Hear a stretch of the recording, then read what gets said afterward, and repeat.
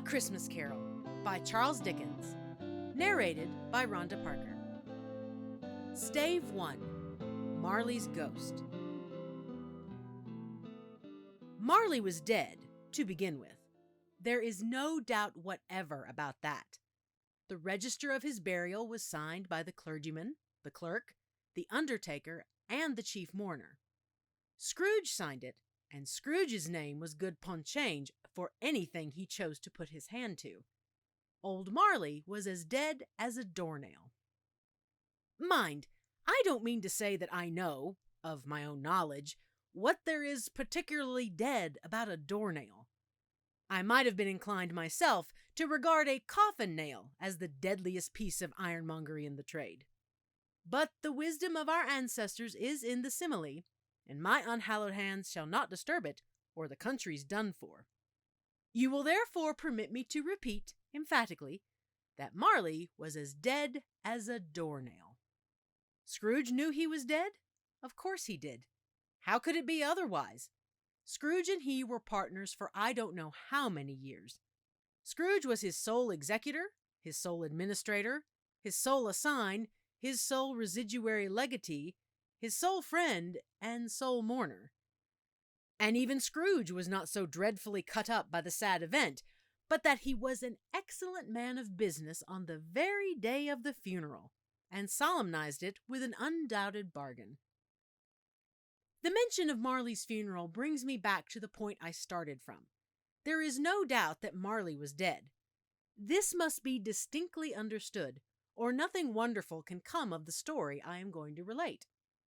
If we were not perfectly convinced that Hamlet's father died before the play began, there would be nothing more remarkable in his taking a stroll at night, in an easterly wind, upon his own ramparts, than there would be in any other middle-aged gentleman rashly turning out after dark in a breezy spot, say St. Paul's churchyard, for instance, literally to astonish his son's weak mind. Scrooge never painted out old Marley's name.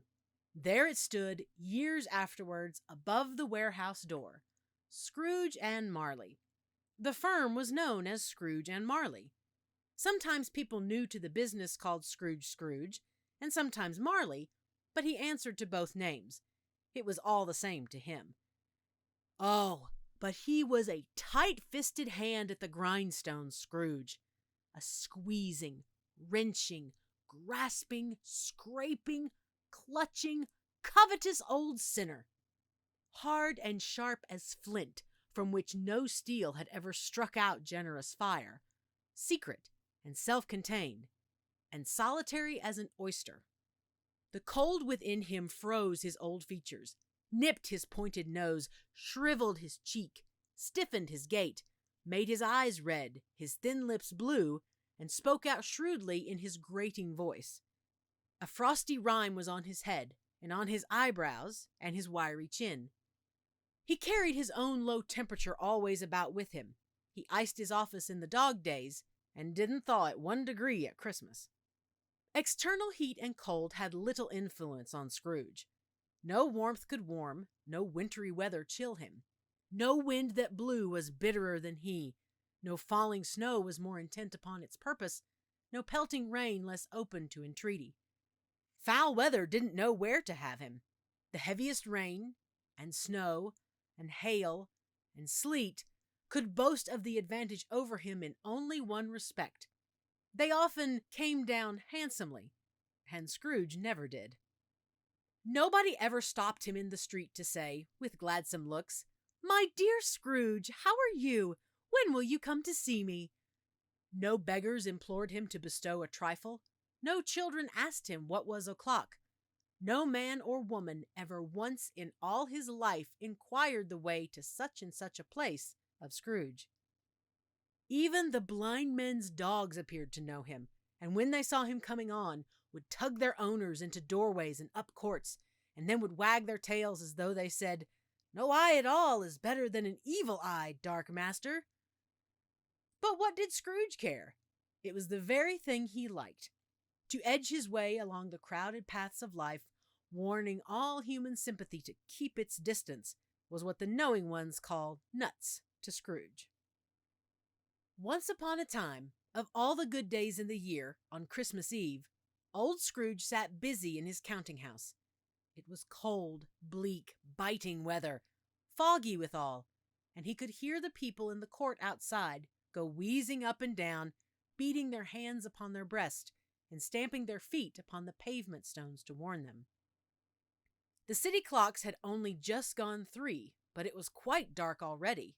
It had not been light all day, and candles were flaring in the windows of the neighboring offices like ruddy smears upon the palpable brown air. The fog came pouring in at every chink and keyhole, and was so dense without that although the court was of the narrowest, the houses opposite were mere phantoms. To see the dingy cloud come drooping down, obscuring everything, one might have thought that nature lived hard by, and was brewing on a large scale.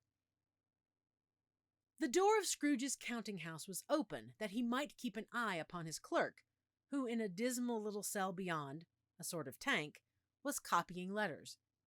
Scrooge had a very small fire, but the clerk's fire was so very much smaller that it looked like one coal. But he couldn't replenish it, for Scrooge kept the coal box in his own room, and so surely as the clerk came in with the shovel, the master predicted that it would be necessary for them to part. Wherefore the clerk put on his white comforter and tried to warm himself at the candle, in which effort, not being a man of a strong imagination, he failed. "A Merry Christmas, Uncle! God save you!" cried a cheerful voice. It was the voice of Scrooge's nephew, who came upon him so quickly that this was the first intimation he had of his approach. "Bah!" said Scrooge. "Humbug!" He had so heated himself with rapid walking in the fog and frost, this nephew of Scrooge's, that he was all in a glow. His face was ruddy and handsome, his eyes sparkled, and his breath smoked again. "Christmas a humbug, Uncle," said Scrooge's nephew. "You don't mean that, I am sure." "I do," said Scrooge. "Merry Christmas! What right have you to be merry? What reason have you to be merry? You're poor enough." "Come, then," returned the nephew gaily. "What right have you to be dismal? What reason have you to be morose? You're rich enough." Scrooge, having no better answer ready on the spur of the moment, said "Bah!" again, and followed it up with "Humbug." "Don't be cross, Uncle," said the nephew. "What else can I be," returned the uncle, "when I live in such a world of fools as this? Merry Christmas! Out upon Merry Christmas!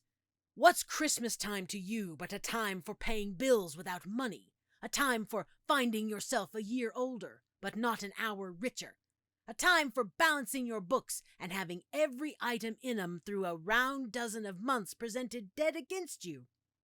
If I could work my will," said Scrooge indignantly, "every idiot that goes about with Merry Christmas on his lips should be boiled in his own pudding and buried with a stake of holly through his heart. He should."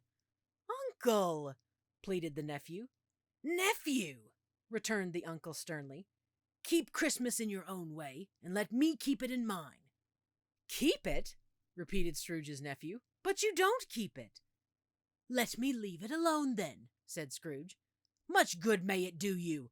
Much good has it ever done you." "There are many things from which I might have derived good, by which I have not profited, I dare say," returned the nephew. "Christmas among the rest. But I am sure I have always thought of Christmas time, when it has come round, apart from the veneration due to its sacred name and origin, if anything belonging to it can be apart from that, as a good time, a kind, forgiving, charitable, pleasant time. The only time I know of, in the long calendar of the year, when men and women seem by one consent to open their shut-up hearts freely, and to think of people below them as if they really were fellow passengers to the grave, and not another race of creatures bound on other journeys. And therefore, Uncle, though it has never put a scrap of gold or silver in my pocket, I believe that it has done me good, and will do me good. And I say, God bless it." The clerk in the tank involuntarily applauded. Becoming immediately sensible of the impropriety, he poked the fire and extinguished the last frail spark forever. "Let me hear another sound from you," said Scrooge, "and you'll keep your Christmas by losing your situation. You're quite a powerful speaker, sir," he added, turning to his nephew. "I wonder you don't go into Parliament." "Don't be angry, uncle. Come, dine with us tomorrow." Scrooge said that he would see him. Yes, indeed, he did. He went the whole length of the expression, and said that he would see him in that extremity first. "But why?" cried Scrooge's nephew. "Why?" "Why did you get married?" said Scrooge. "Because I fell in love." "Because you fell in love," growled Scrooge, as if that were the only one thing in the world more ridiculous than a Merry Christmas. "Good afternoon." "Nay, uncle, but you never came to see me before that happened. Why give it as a reason for not coming now?" "Good afternoon," said Scrooge. "I want nothing from you. I ask nothing of you. Why cannot we be friends?" "Good afternoon," said Scrooge. "I am sorry, with all my heart, to find you so resolute. We have never had any quarrel, to which I have been a party, but I have made the trial in homage to Christmas, and I'll keep my Christmas humor to the last. So a Merry Christmas, uncle." "Good afternoon," said Scrooge. "And a Happy New Year." "Good afternoon," said Scrooge. His nephew left the room without an angry word, notwithstanding. He stopped at the outer door to bestow the greetings of the season on the clerk, who, cold as he was warmer than Scrooge, for he returned them cordially. "There's another fellow," muttered Scrooge, who overheard him. "My clerk, with 15 shillings a week, and a wife and family, talking about a Merry Christmas. I'll retire to Bedlam." This lunatic, in letting Scrooge's nephew out, had let 2 other people in. They were portly gentlemen, pleasant to behold, and now stood, with their hats off, in Scrooge's office. They had books and papers in their hands, and bowed to him. "Scrooge and Marley's, I believe," said one of the gentlemen, referring to his list. "Have I the pleasure of addressing Mr. Scrooge or Mr. Marley?" "Mr. Marley has been dead these 7 years," Scrooge replied. "He died 7 years ago, this very night." "We have no doubt his liberality is well represented by his surviving partner," said the gentleman, presenting his credentials. It certainly was, for they had been 2 kindred spirits. At the ominous word liberality, Scrooge frowned and shook his head, and handed the credentials back. "At this festive season of the year, Mr. Scrooge," said the gentleman, taking up a pen, "it is more than usually desirable that we should make some slight provision for the poor and destitute, who suffer greatly at the present time. Many thousands are in want of common necessaries. Hundreds of thousands are in want of common comforts, sir." "Are there no prisons?" asked Scrooge. "Plenty of prisons," said the gentleman, laying down the pen again. "And the Union workhouses?" demanded Scrooge. "Are they still in operation?" "They are, still," returned the gentleman. "I wish I could say they were not." "The treadmill and the poor law are in full vigor, then?" said Scrooge. "Both very busy, sir." "Oh! I was afraid from what you had said at first that something had occurred to stop them in their useful course," said Scrooge. "I'm very glad to hear it." "Under the impression that they scarcely furnish Christian cheer of mind or body to the multitude," returned the gentleman, "a few of us are endeavoring to raise a fund to buy the poor some meat and drink and means of warmth. We choose this time because it is a time of all others when want is keenly felt and abundance rejoices. What shall I put you down for?" "Nothing," Scrooge replied. "You wish to be anonymous?" "I wish to be left alone," said Scrooge. "Since you ask me what I wish, gentlemen, that is my answer. I don't make myself merry at Christmas, and I can't afford to make idle people merry. I help to support the establishments I have mentioned. They cost enough, and those who are badly off must go there." "Many can't go there, and many would rather die." "If they would rather die," said Scrooge, "they had better do it, and decrease the surplus population. Besides, excuse me, I don't know that." "But you might know it," observed the gentleman. "It's not my business," Scrooge returned. It's enough for a man to understand his own business and not interfere with other people's. Mine occupies me constantly. Good afternoon, gentlemen." Seeing clearly that it would be useless to pursue their point, the gentlemen withdrew. Scrooge resumed his labors with an improved opinion of himself, and in a more facetious temper than was usual with him. Meanwhile, the fog and darkness thickened so that people ran about with flaring links, proffering their services to go before horses and carriages and conduct them on their way. The ancient tower of a church, whose gruff old bell was always peeping slyly down at Scrooge out of a Gothic window in the wall, became invisible, and struck the hours and quarters in the clouds, with tremulous vibrations afterwards, as if its teeth were chattering in its frozen head up there. The cold became intense.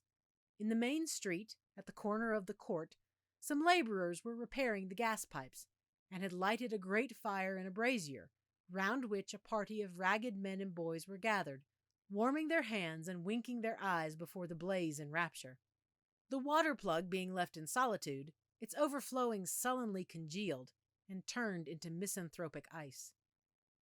The brightness of the shops where holly sprigs and berries crackled in the lamp heat of the windows made pale faces ruddy as they passed. Poulterers' and grocers' trades became a splendid joke, a glorious pageant with which it was next to impossible to believe that such dull principles as bargain and sale had anything to do.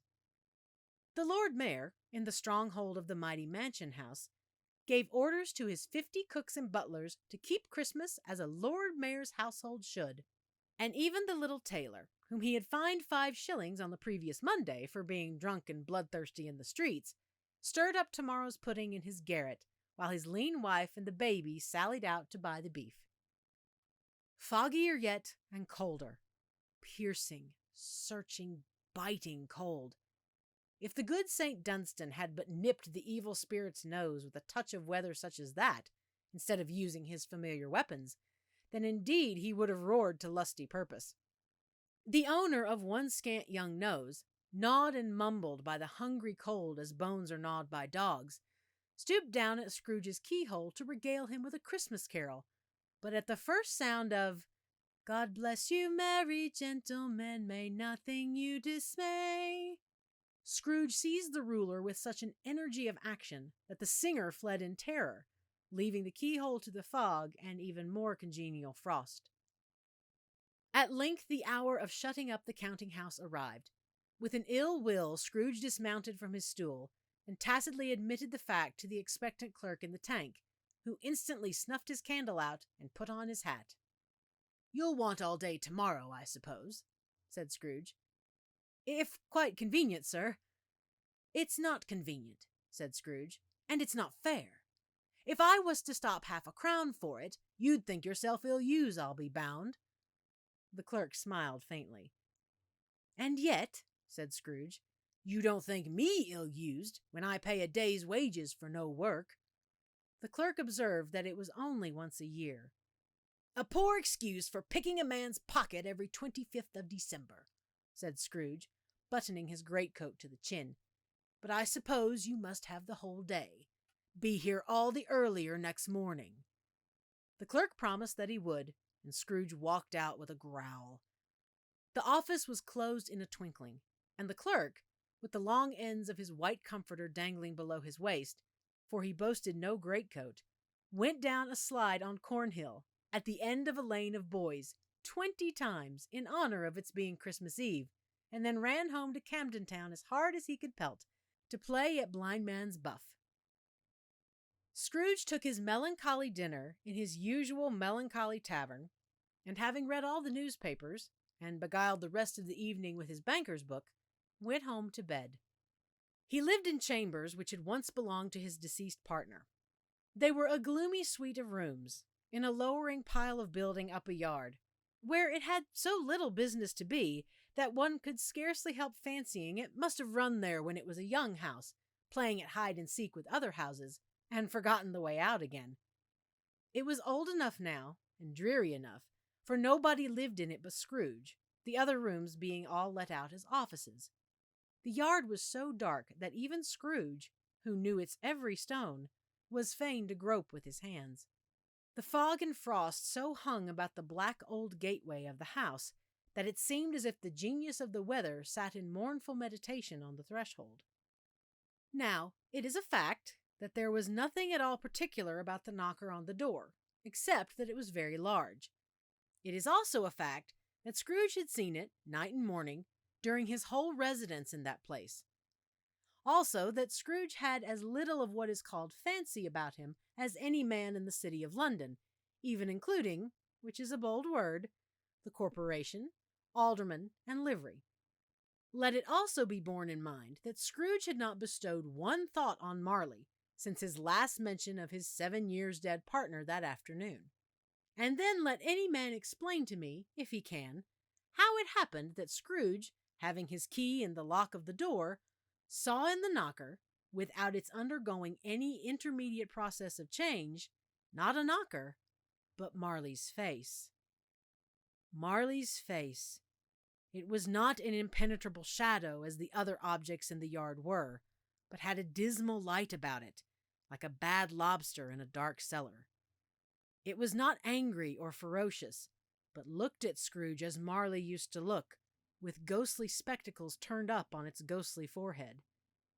The hair was curiously stirred, as if by breath or hot air, and though the eyes were wide open, they were perfectly motionless.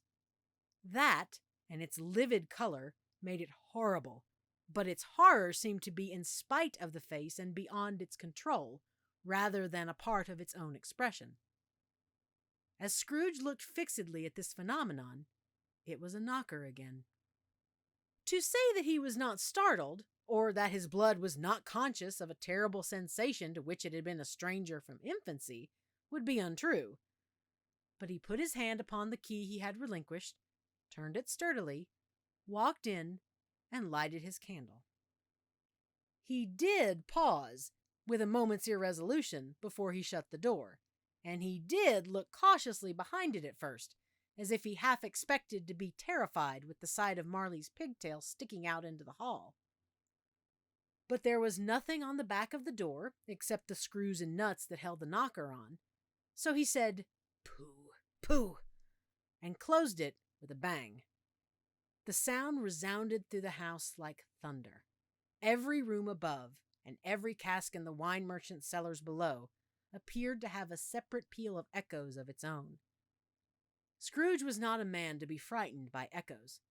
He fastened the door and walked across the hall and up the stairs, slowly, too, trimming his candle as he went.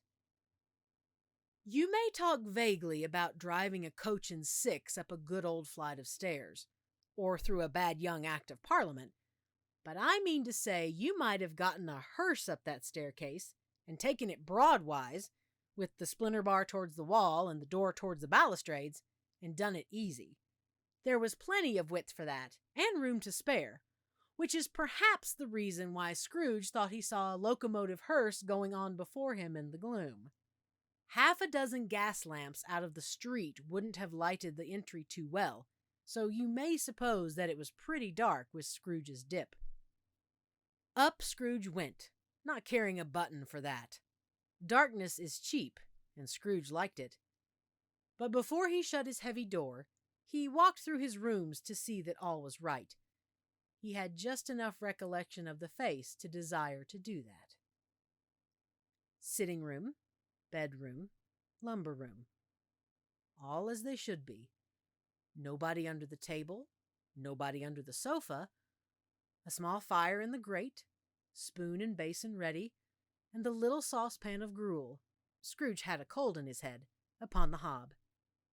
Nobody under the bed, nobody in the closet, nobody in his dressing gown, which was hanging up in a suspicious attitude against the wall. Lumber room as usual. Old fire guard, old shoes, 2 fish baskets, washing stand on 3 legs, and a poker. Quite satisfied, he closed his door and locked himself in. Double locked himself in, which was not his custom. Thus secured against surprise, he took off his cravat, put on his dressing gown and slippers, and his nightcap, and sat down before the fire to take his gruel. It was a very low fire indeed, nothing on such a bitter night. He was obliged to sit close to it and brood over it before he could extract the least sensation of warmth from such a handful of fuel. The fireplace was an old one, built by some Dutch merchant long ago, and paved all round with quaint Dutch tiles designed to illustrate the scriptures. There were Cains and Abels, Pharaoh's daughters, queens of Sheba, angelic messengers descending through the air on clouds like feather beds, Abrahams, Belshazzars, apostles putting off to sea in butter boats, hundreds of figures to attract his thoughts. And yet that face of Marley, 7 years dead, came like the ancient prophet's rod and swallowed up the whole. If each smooth tile had been a blank at first, with power to shape some picture on its surface from the disjointed fragments of his thoughts, there would have been a copy of old Marley's head on every one. "Humbug," said Scrooge, and walked across the room. After several turns, he sat down again.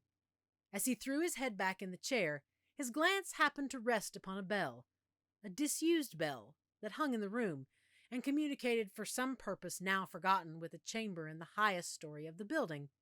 It was with great astonishment and with a strange, inexplicable dread that as he looked, he saw this bell begin to swing. It swung so softly in the outset that it scarcely made a sound, but soon it rang loudly, and so did every bell in the house. This might have lasted half a minute or a minute, but it seemed an hour. The bells ceased as they had begun, together. They were succeeded by a clanking noise deep down below, as if some person were dragging a heavy chain over the casks in the wine merchant's cellar. Scrooge then remembered to have heard that ghost and haunted houses were described as dragging chains. The cellar door flew open with a booming sound, and then he heard the noise much louder on the floors below, then coming up the stairs, then coming straight towards his door. "It's humbug still," said Scrooge.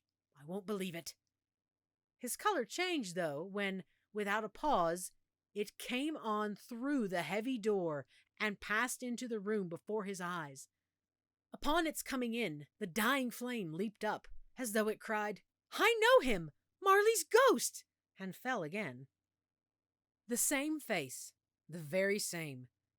Marley in his pigtail, usual waistcoat, tights, and boots, the tassels on the latter bristling, like his pigtail, and his coat skirts, and the hair upon his head. The chain he drew was clasped about his middle. It was long, and wound about him like a tail, and it was made, for Scrooge observed it closely, of cash boxes, keys, padlocks, ledgers, deeds, and heavy purses wrought in steel. His body was transparent, so that Scrooge, observing him, and looking through his waistcoat, could see the 2 buttons on his coat behind. Scrooge had often heard it said that Marley had no bowels, but he had never believed it until now.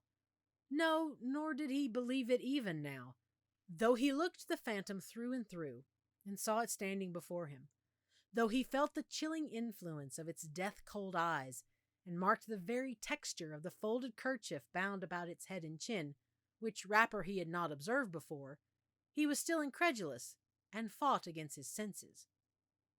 "How now?" said Scrooge, caustic and cold as ever.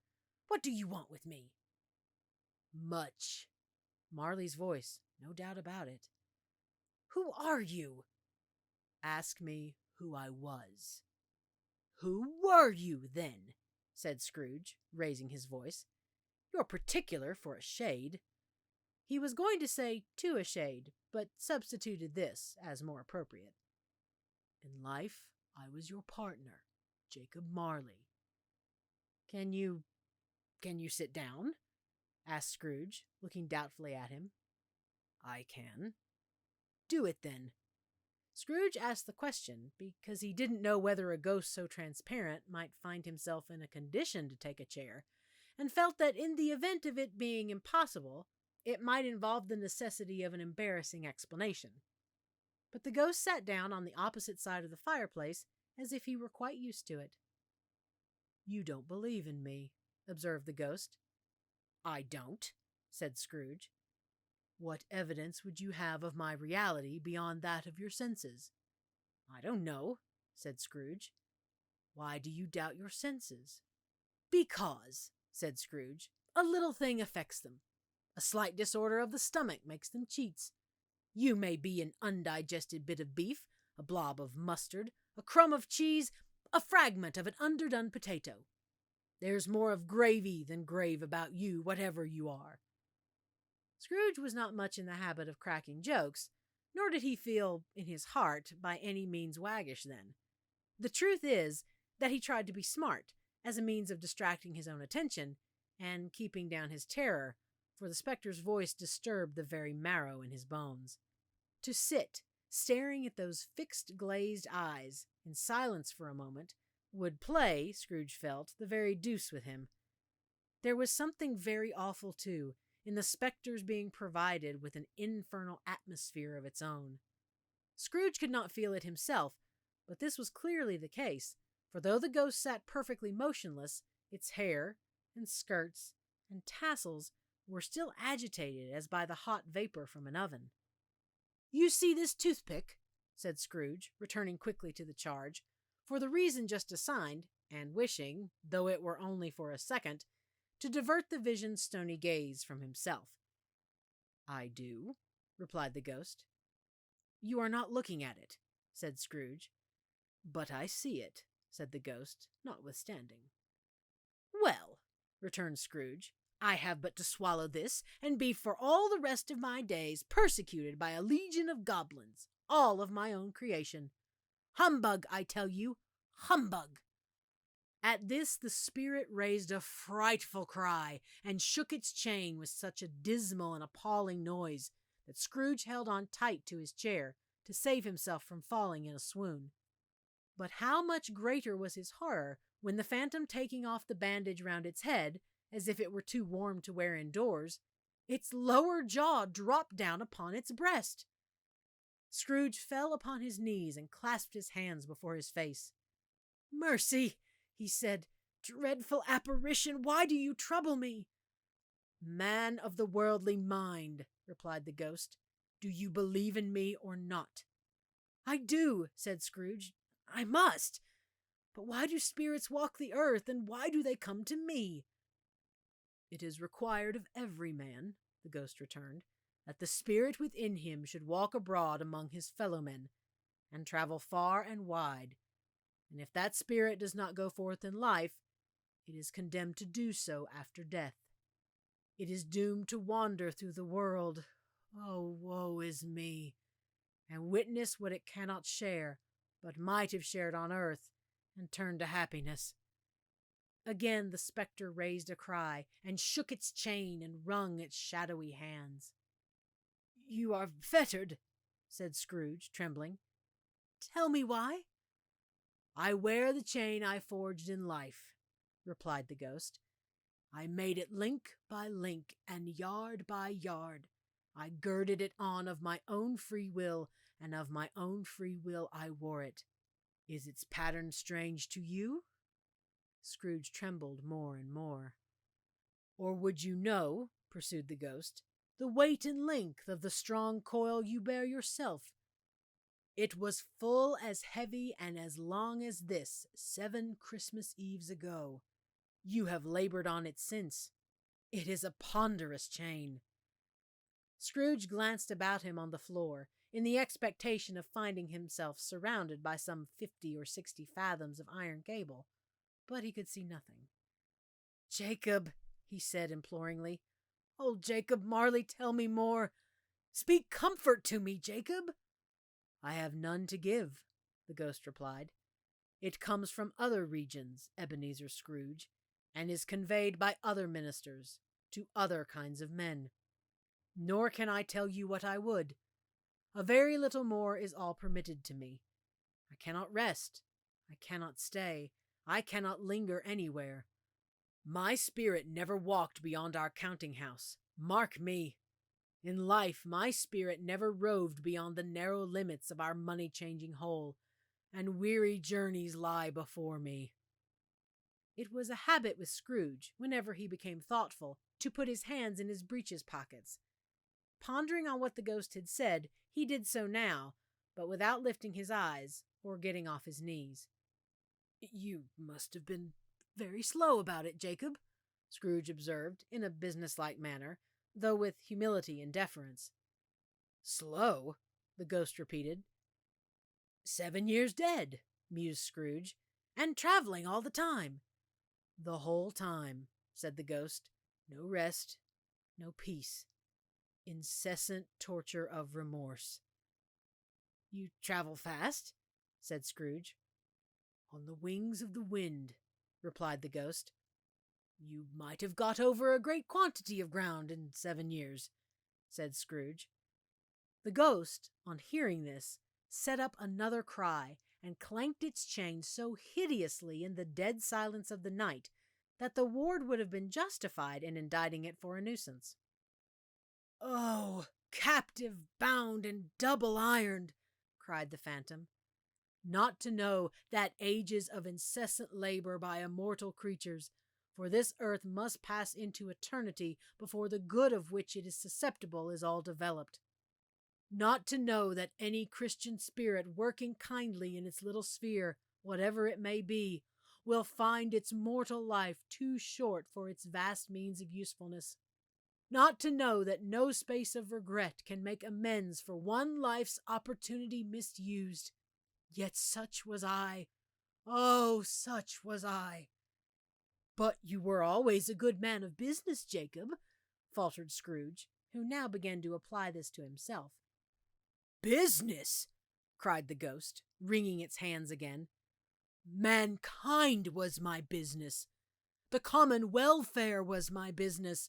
Charity, mercy, forbearance, and benevolence were all my business.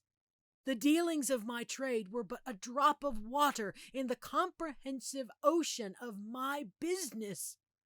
It held up its chain at arm's length, as if that were the cause of all its unavailing grief, and flung it heavily upon the ground again. "At this time of the rolling year," the spectre said, "I suffer most. Why did I walk through crowds of fellow beings with my eyes turned down, and never raise them to that blessed star which led the wise men to a poor abode?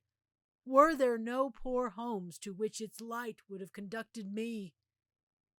Scrooge was very much dismayed to hear the spectre going on at this rate, and began to quake exceedingly.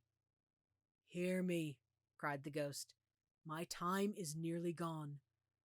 "I will," said Scrooge, "but don't be hard upon me. Don't be flowery, Jacob, pray." "How is it that I appear before you in a shape that you can see, I may not tell. I have sat invisible beside you many and many a day." It was not an agreeable idea. Scrooge shivered, and wiped the perspiration from his brow. "That is no light part of my penance," pursued the ghost. "I am here tonight to warn you that you have yet a chance and hope of escaping my fate. A chance and hope of my procuring Ebenezer." "You always were a good friend to me," said Scrooge. "Thank ye." "You will be haunted," resumed the ghost, "by 3 spirits." Scrooge's countenance fell almost as low as the ghost's had done. "Is that the chance and hope you mentioned, Jacob?" he demanded, in a faltering voice. "It is." I think I'd rather not," said Scrooge. "Without their visits," said the ghost, "you cannot hope to shun the path I tread. Expect the first tomorrow, when the bell tolls 1. "Couldn't I take 'em all at once, and have it over, Jacob?" hinted Scrooge. "Expect the second on the next night at the same hour. The third upon the next night when the last stroke of 12 has ceased to vibrate. Look to see me no more, and look that, for your own sake, you remember what has passed between us." When it had said these words, the spectre took its wrapper from the table, and bound it round its head, as before. Scrooge knew this by the smart sound its teeth made when the jaws were brought together by the bandage. He ventured to raise his eyes again and found his supernatural visitor confronting him in an erect attitude, with its chain wound over and about its arm. The apparition walked backward from him, and at every step it took, the window raised itself a little, so that when the spectre reached it, it was wide open. It beckoned Scrooge to approach, which he did. When they were within 2 paces of each other, Marley's ghost held up its hand, warning him to come no nearer. Scrooge stopped, not so much in obedience as in surprise and fear, for on the raising of the hand he became sensible of confused noises in the air, incoherent sounds of lamentation and regret, wailings inexpressibly sorrowful and self-accusatory. The spectre, after listening for a moment, joined in the mournful dirge, and floated out upon the bleak, dark night. Scrooge followed to the window, desperate in his curiosity. He looked out. The air was filled with phantoms, wandering hither and thither in restless haste, and moaning as they went. Every one of them wore chains like Marley's ghost. Some few, they might be guilty governments, were linked together. None were free. Many had been personally known to Scrooge in their lives. He had been quite familiar with one old ghost, in a white waistcoat, with a monstrous iron safe attached to its ankle, who cried piteously at being unable to assist a wretched woman with an infant, whom it saw below upon a doorstep. The misery with them all was, clearly, that they sought to interfere for good in human matters, and had lost the power forever. Whether these creatures faded into mist, or mist enshrouded them, he could not tell. But they and their spirit voices faded together, and the night became as it had been when he walked home. Scrooge closed the window, and examined the door by which the ghost had entered. It was double-locked, as he had locked it with his own hands, and the bolts were undisturbed. He tried to say, "Humbug," but stopped at the first syllable. And being, from the emotion he had undergone, or the fatigues of the day, or his glimpse of the invisible world, or the dull conversation of the ghost, or the lateness of the hour, much in need of repose, went straight to bed without undressing, and fell asleep upon the instant.